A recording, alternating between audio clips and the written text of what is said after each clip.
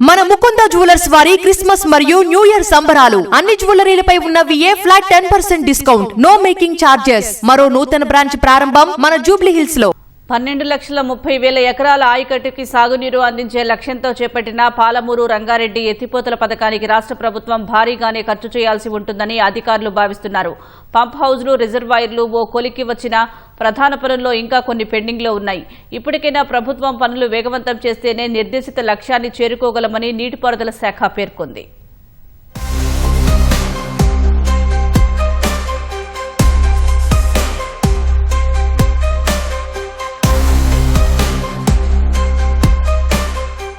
పాలమూరు రంగారెడ్డి ఎత్తిపోతల పథకం పూర్తి స్థాయిలో ఆయకట్టుకు నీరివ్వాలంటే రాష్ట్ర ప్రభుత్వం సుమారు మరో 25,000 కోట్లు ఖర్చు ఉంటుందని నీటిపారుదల శాఖ అంచనా వేస్తోంది. పంప్ హౌస్లు, రిజర్వాయర్లు కొలిక్కి వచ్చినా ప్రధాన పనుల్లో ఇంకా కొన్ని పెండింగ్లో ఉన్నాయి. ప్రధాన కాలువలు పూర్తి సహా డిస్ట్రిబ్యూటరీ నెట్వర్క్ పనులు జరగాల్సి ఉంది. పాలమూరు రంగారెడ్డి ఎత్తిపోతల అంచనా వ్యయం 56,000 కోట్లు కాగా ఈ నెల మొదటి వారం వరకు 32,067 కోట్లు ఖర్చు చేశారు. అందులో 2023 వరకు బీఆర్ఎస్ ప్రభుత్వం 26,472 కోట్లు ఖర్చు చేయగా కాంగ్రెస్ ప్రభుత్వం అధికారంలోకొచ్చాక రెండేళ్లలో కేవలం 5,595 కోట్లు చెల్లించారు.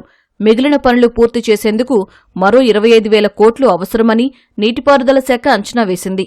ఒప్పందం ప్రకారం పెరిగిన ధరలను నిర్మాణ సంస్థలకు చెల్లించాల్సి ఉన్నందున ప్రాజెక్టు పూర్తయ్యేలోగా ఆ వ్యయం మరింత పెరిగే అవకాశం ఉందని పేర్కొంది. శ్రీశైలం బ్యాక్ వాటర్ నుంచి 60 రోజుల్లో 90 టీఎంసీలను ఎత్తిపోసి ఉమ్మడి మహబూబ్నగర్, రంగారెడ్డి, నల్గొండ జిల్లాల్లోని 12.3 లక్షల ఎకరాల ఆయకట్టుకి నీరందించాలని ప్రాజెక్టు లక్ష్యంగా పెట్టుకున్నారు. 2015 జూన్లో 35,200 కోట్ల అంచనా వ్యయంతో పరిపాలన అనుమతిచ్చిన ప్రభుత్వం పంపు హౌసులు, రిజర్వాయర్లు, ప్రధాన కాలువ పనులని 18 ప్యాకేజీలుగా విభజించి గుత్తేదారులకు అప్పగించింది. పనులు, రిజర్వాయర్లలో ముంపు ప్రాంతం కోసం 40,000 ఎకరాలు సేకరించడం సహా 4,111 కుటుంబాలకు పునరావాసం కల్పించాలని ప్రతిపాదించారు.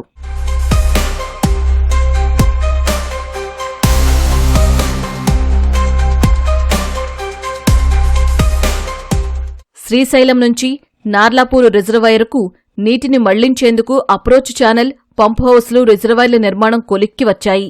నార్లాపూర్ నుంచి ఏదులకు నీటిని మళ్లించే కాలువ పని ఇంకా పూర్తి కాలేదు. ఇదే ప్రధాన అడ్డంకిగా ఉంది. ఇప్పటికే అనేకసార్లు గడువు పొడిగించగా డిసెంబర్ నాటికి పని పూర్తి చేస్తామని చెప్పినా ఇంకా సమయం పట్టే అవకాశం ఉందని సంబంధిత వర్గాలు తెలిపాయి. నార్లాపూర్ పంప్ హౌస్లో 9 పంపులు, మోటార్లు అమర్చాల్సి ఉండగా 4కి ట్రయల్ రన్ చేశారు. మిగిలిన 3 పంప్ హౌస్లలో ఒకదాంట్లో 5, మరో దానిలో 3 పంపులు అమర్చారు. 4వ పంప్ హౌస్లో 2 అమర్చడం దాదాపు పూర్తయింది. నార్లాపూర్, ఏదుల మధ్య కాలువ పని పూర్తయితేనే శ్రీశైలం నుంచి నీటిని మళ్లించడానికి అవకాశం ఉంటుందని, తాగునీటి అవసరాలకి వినియోగించుకోవచ్చని అధికార వర్గాలు తెలిపాయి.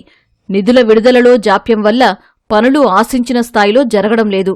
అన్ని పంప్ హౌస్లలో పూర్తి స్థాయిలో మోటార్లు, పంపులు అమర్చేందుకు మరో 2 ఏళ్లు పట్టే అవకాశం ఉందని ఇంజనీరింగ్ వర్గాలు పేర్కొన్నాయి.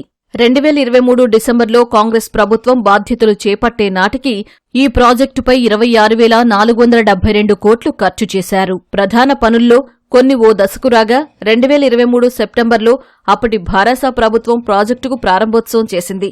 కానీ దిగువన పనులు పెండింగ్లో ఉండడంతో పథకం కార్యరూపం దాల్చలేదు.